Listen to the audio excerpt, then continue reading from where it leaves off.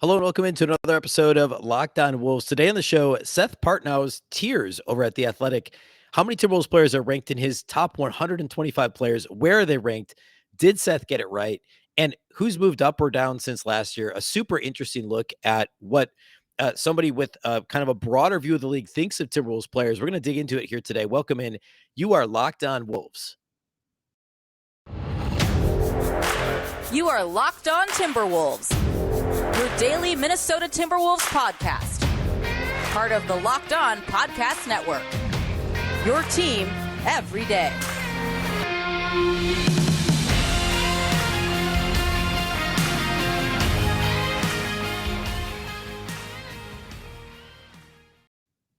Hello and welcome to the Locked On Wolves podcast, part of the Locked On Podcast Network, your team every day. My name is Ben Beecken. I'm the host of Locked On Wolves. Happy Tuesday, everybody. Hopefully you're having a fantastic week so far.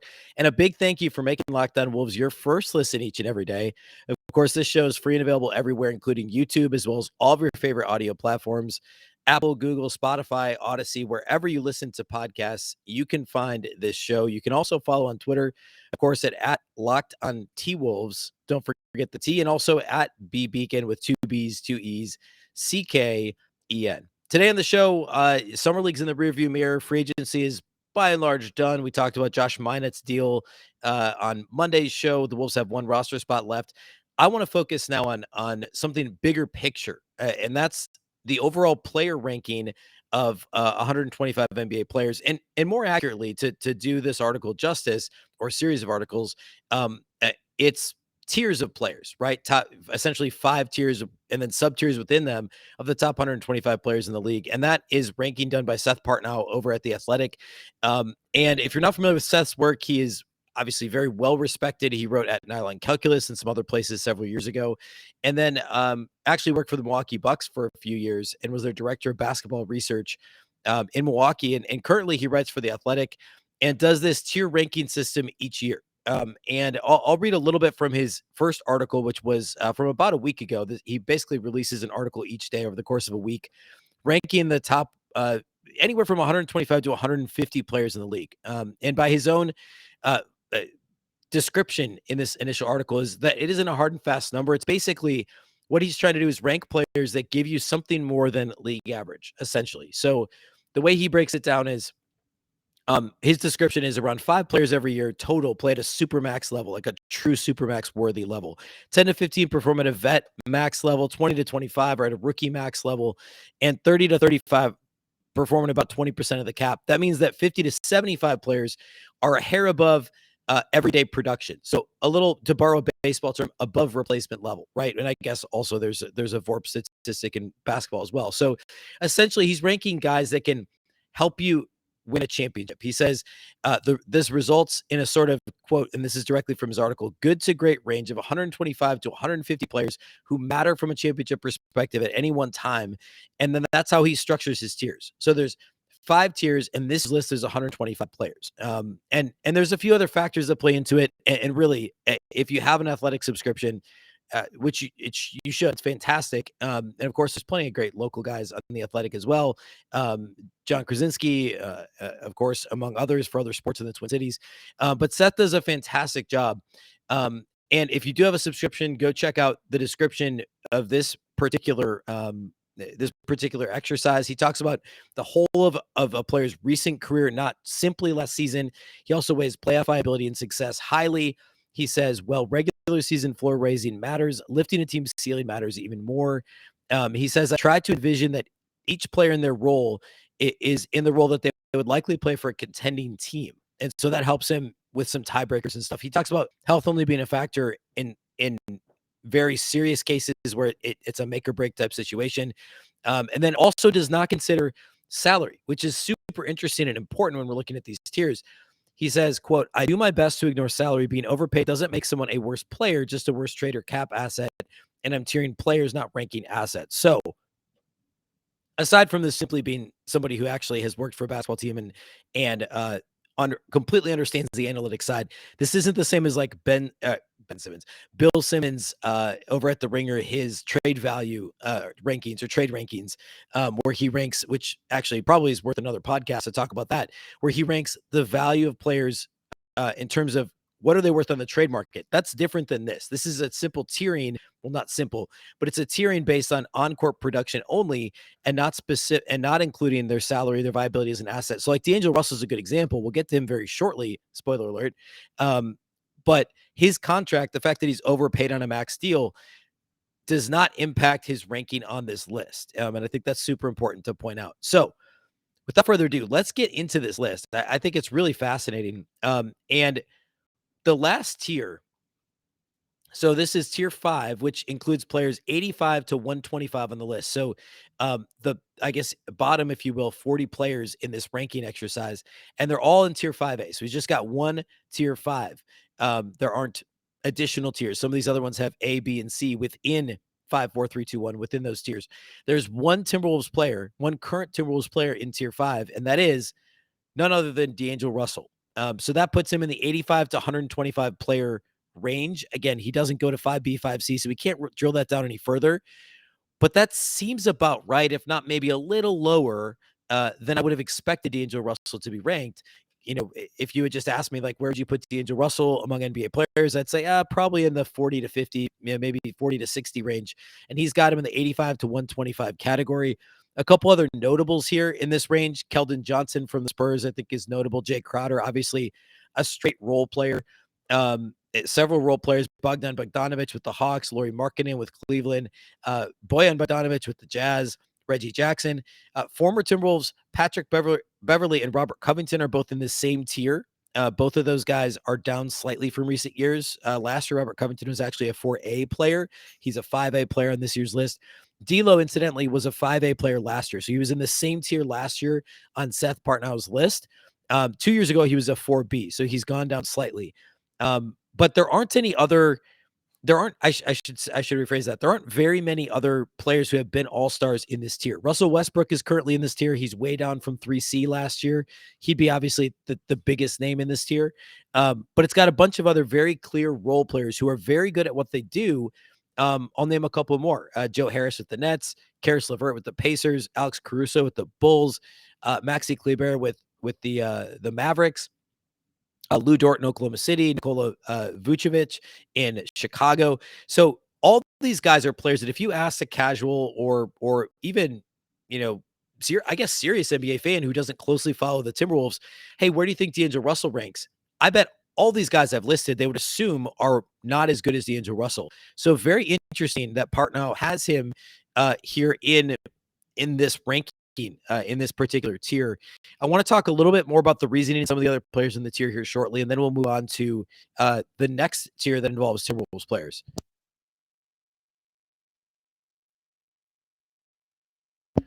Before we do that, though, let's talk about our friends over at Built Bar.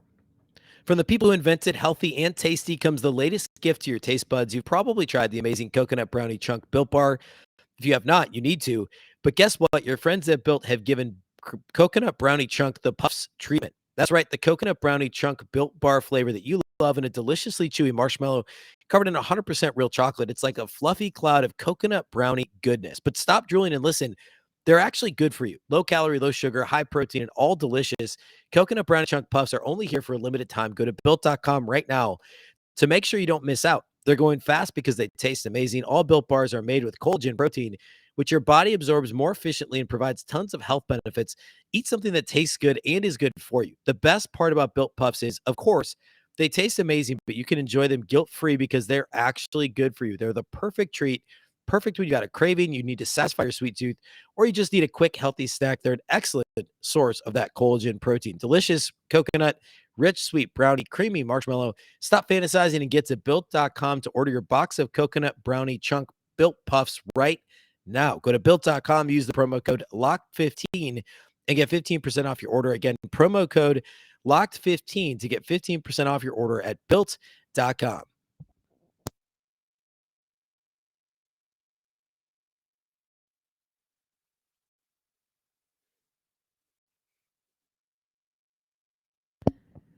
Which NFL stars move the betting line the most? Starting July 18th, which is yesterday. So right now, Locked On gives you the 50 most valuable players in the NFL from the odds makers at BetOnline.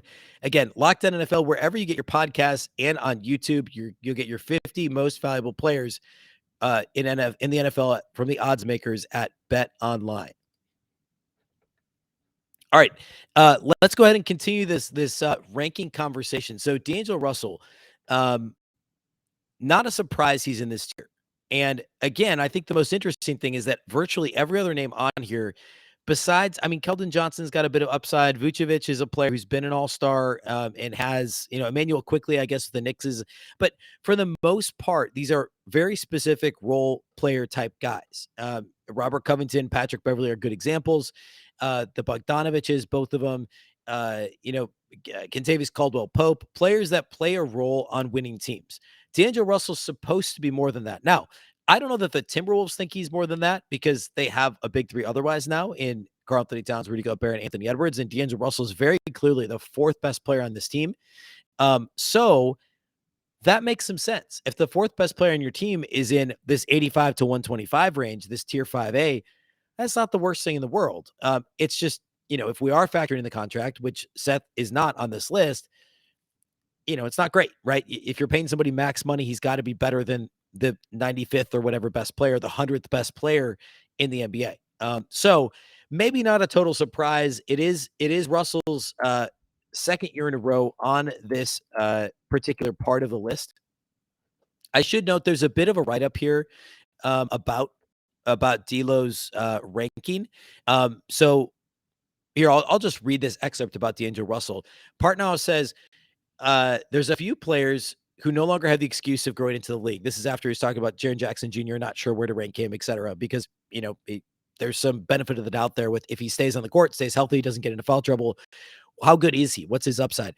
He says one such player in tier 5 who possibly should be higher based on talent is D'Angelo Russell. Simply put, a point guard of his skill level and experience simply can't have his volume of poor decisions with the ball at inopportune times and hope to play a key role in his team advancing deep into the playoffs.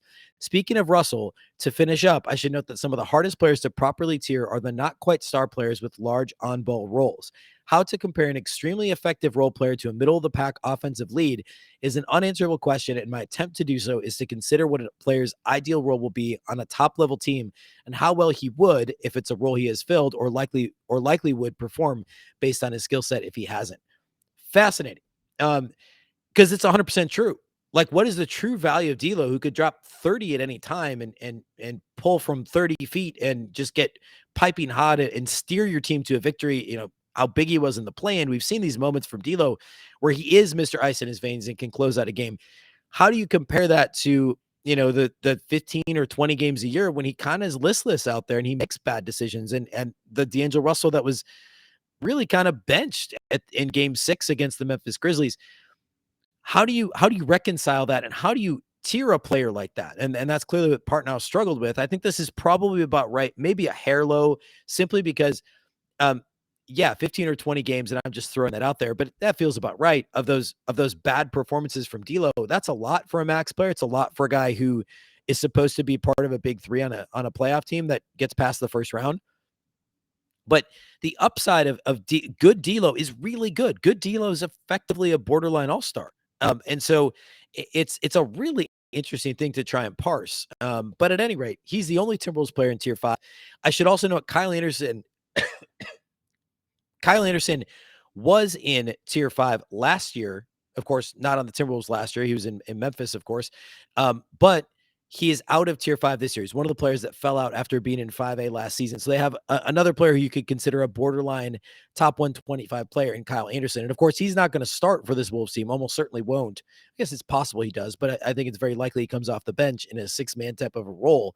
But Kyle Anderson's name is on here as somebody who just recently fell out. Okay. Let's get right into tier 4. No Timberwolves players in tier 4. So I'll save your trouble there. However, Andrew Wiggins is in tier 4. And it's a little bit notable. So let me give you what Partnow's explanation is, because you'd think he would be higher, right? He was an all-star starter this year. Of course, he was voted in as an all-star starter. You could argue he was the second best player in the Warriors as they won the finals this year. But Partnow's reasoning here is exactly what Timberwolves fans have been saying about Andrew Wiggins all along. And I'll just read a small excerpt.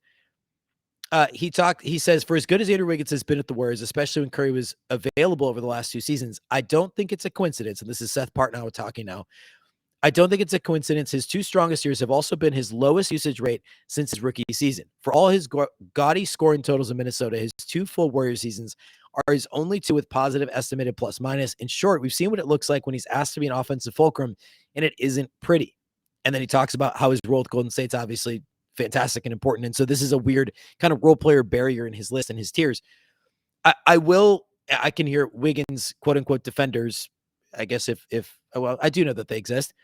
A couple things. Yes, that is also an indictment of the Timberwolves. We know that Wiggins is further developed and has found a home in Golden State with the Warriors, much better than what he did in Minnesota. And the second thing is he's older now too. He has more experience.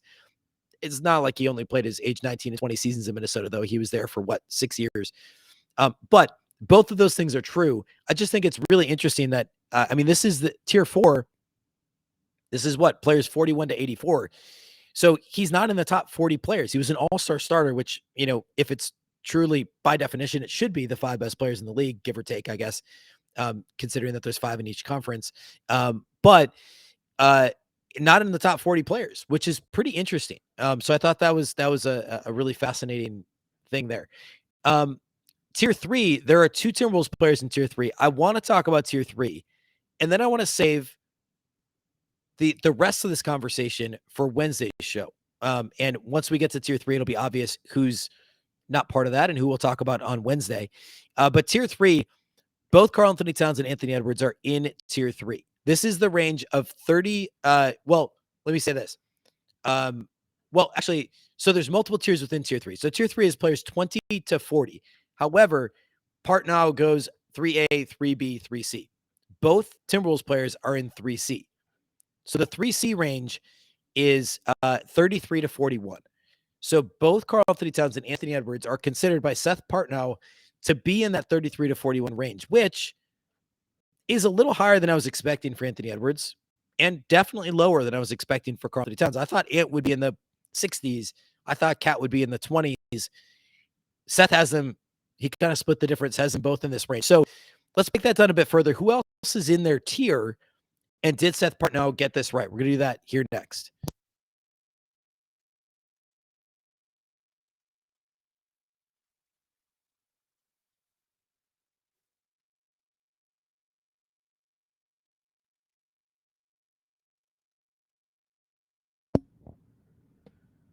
All right, so the Timberwolves have 2 players in Seth Partnow's tier 3C, Anthony Edwards and Karl-Anthony Towns. This is a tier that is only 8 players, so I'm just going to read them all in tier 3C. Anthony Edwards, Ben Simmons, who of course didn't play last year, CJ McCollum, Jaren Jackson Jr., Karl-Anthony Towns, Klay Thompson, LaMelo Ball, and Zion Williamson. A really weird tier. Established superstars coming off of injuries like a Klay Thompson, established star in CJ McCollum, somebody who didn't play at all last year in Ben Simmons, Jaren Jackson Jr., a player who's so hard to rank, making a jump from tier 5A last year to 3C. And then you've got these young players like a LaMelo Ball, Anthony Edwards. Zion's like a weird combination of all these guys because he's young, but also didn't play last year, often injured. What do you do with him? Quickly, the tier right above them, 3B, a couple notables there, Donovan Mitchell, Draymond Green, Jamal Murray, another player who didn't play last year, SGA with the Thunder, Zach LaVine, Bradley Beal. And then tier 3A, there's only 5 players there, Bam Adebayo, Jaylen Brown, Drew Holiday, Chris Middleton, and Kyrie Irving. So 3C is nothing to sneeze at, but it is numbers 33 to 40, which again, as I said a minute ago, I thought Towns would be in the 20s. I thought Edwards would be in probably the 50s or 60s, quite frankly. He doesn't do full write-ups in each of these players, but Partnow mentions about Edwards. He says Edwards and Ball. So he lists Edwards and Ball together. He says, much like Trae Young and Luka Doncic, these two will be inexorably linked as 2 of the top 3 picks in the 2020 draft that didn't have a consensus number 1 prospect. Both made strides in their sophomore campaigns. Ball was named to his first All-Star team, but neither is close to a finished product. Ball's defense and occasionally erratic shot selection still requires improvement, while Edwards will take a bad shot here and there as well. Well, that's the only bad thing he said about Ant, which is fair. And this is a really interesting ranking in my mind because Partnow is obviously an analytical guy, right? He was the director of basketball research for the Bucks. His background is in analytics. And the analytics wouldn't tell you that Ant was a top 40 player, top 41 player last year. They wouldn't. I think they would have him closer to the 60s or 70s. Now, obviously, the good version of Ant, you take his very best games, he's an all-star, right? So I think this is pretty interesting, and it shows that, and Seth Partnow talks about this in his article, that he bounces this off people around the league and factors some of that stuff into the way that front offices actually, and somebody who's in an NBA front office, how front offices value these players as well. And so I think that's really fascinating. So to have him in a tier with guys who have been all stars like Ben Simmons, obviously Klay Thompson, uh, guys like CJ McCollum, and then up and comers like Jaren Jackson Jr., Zion, and LaMelo Ball is pretty interesting. The Karl-Anthony Towns thing, I'll read what he says about Towns as well. He basically just says Towns can't make excuses about a lack of team success because now he's with Gobert and Edwards. He says with the league's elite defensive anchor alongside him, of course, Gobert, can Towns be credible enough on D and turn his offensive production into impact enough to make Minnesota a genuine threat for an extended playoff run? So he doesn't really talk much about why Cat's ranked here, but basically this is make or break. Notably, Karl-Anthony Towns last season was in tier 3B, so just a half notch above, I guess the third notch above. The year before that, he was in 3A. So he slid down a letter within tier 3 each of the last 2 years in Seth Partnow's rankings at The Athletic, which is interesting because I thought he was much better this year than he was the year prior. He was certainly better defensively overall, more comfortable. I thought he was, didn't rebound as much, but was generally more comfortable and efficient offensively than he was in the previous, the COVID shortened season, the 2021 season. Now, it is also, both things be true. He could have been better this year than the year prior. Obviously, he made all NBA third team, but also other players could be better too, which might have pushed him down a little bit. So on the list, but all that to say, it's hard to get too upset with Karl-Anthony Towns and Anthony Edwards being ranked in 3C. We'll talk about tiers 2 and 1 on Wednesday's show. I was a little bit surprised that some of the names that made it into tier 2, and frankly, even 3B and 3A, made it ahead of Karl-Anthony Towns. I mean, quickly in 3B, I don't know that I put Zach LaVine ahead of Karl-Anthony Towns. I mean, Zach's great. I love Zach LaVine, but they essentially flipped spots. He was 3C last year. Towns was 3B, and now they flipped this year. 3B seems a little high for Zach LaVine. It seems a little high for Jamal Murray, given he didn't play at all last year. And, you know, we obviously saw the massive bubble performance from Jamal Murray, but it's been a minute since we've really seen him on the court and producing. Draymond Green, 3B seems a little high for him. I think that's a little bit of a legacy ranking. Donovan Mitchell, the defense is bad enough. Like, I don't know that I rank those guys ahead of Karl-Anthony Towns. It seems a little goofy to me that to have him below those guys. And then you look ahead to 3A. I can't really argue about Jaylen Brown, Chris Middleton, and Drew Holiday. Those guys are obviously, the upside isn't there as much for those guys anymore as it is for Karl-Anthony Towns. Kyrie Irving at 3A. I think availability, the old availability is a skill thing, right? Also, the defense has just been, for as bad as Towns was defensively a few years ago at times. I mean, to have guys like Kyrie Irving and Donovan Mitchell ahead of Karl-Anthony Towns, and they're both worse defensively right now than Cat really ever has been. Obviously, different roles in the whole thing, but I don't know. I struggle a little within tier 3. I think he should be up a little bit higher because, again, I thought he'd be in the 20s. He's in the 33 to 41 range. If you slide him ahead of Draymond, slide him ahead of Zach LaVine, Donovan Mitchell, I think I put him ahead of maybe, probably not a bio at this point, probably ahead of Kyrie, probably ahead of Drew Holiday. That gets him into that 28 to 33 range, which is closer to where I thought he would be. So I think he's ranked a little low. I'm pleasantly surprised with Ant's ranking. Again, I thought he'd be ranked lower than he actually was. So not too much to quibble with here, but we'll see. I mean, if this team gets past the second round of the playoffs, as Seth says in his intro to this series last week, playoff results and performance matters. It factors into this decision making. So 12 months from now, we could see these guys slide up into tier 2 or higher. And by the way, the Wolves do have a player in tier 2. Really interesting take from Seth Partnow on, of course, you know who I'm talking about, Rudy Gobert. So I want to get into that. My thoughts on Seth's take on Wednesday as well, and where Rudy ranks here as we take a bit of a half step back and look at the league as a whole and his impact. And again, from a national writer, somebody who was in an NBA front office and can provide some interesting insight and perspective on what folks truly, what folks whose opinions matter and not me, really think about Rudy Gobert and his impact on the league and his standing in the league. So we're going to get to that on Wednesday's show. Once again, a big thank you to those of you who do make Locked On Wolves your first listen each and every day. Of course, this show is free and available everywhere, including YouTube, as well as all of your favorite audio platforms from Apple to Google, Spotify to Odyssey. You can follow on Twitter at Locked On T-Wolves and at Beecken with two B's, two E's, CKEN. Of course, the Locked On Wolves podcast is part of the Locked On Podcast Network. The Locked On Network is your local experts on all the biggest stories. And you can make your second listen, the Locked On NBA podcast. Get up to date on the latest news and rumors in the NBA in just 30 minutes every day with Locked On NBA. Locked On NBA, your daily NBA update in just 30 minutes. Once again, I'm Ben Beecken. This is the Locked On Wolves podcast, and we'll catch you next time.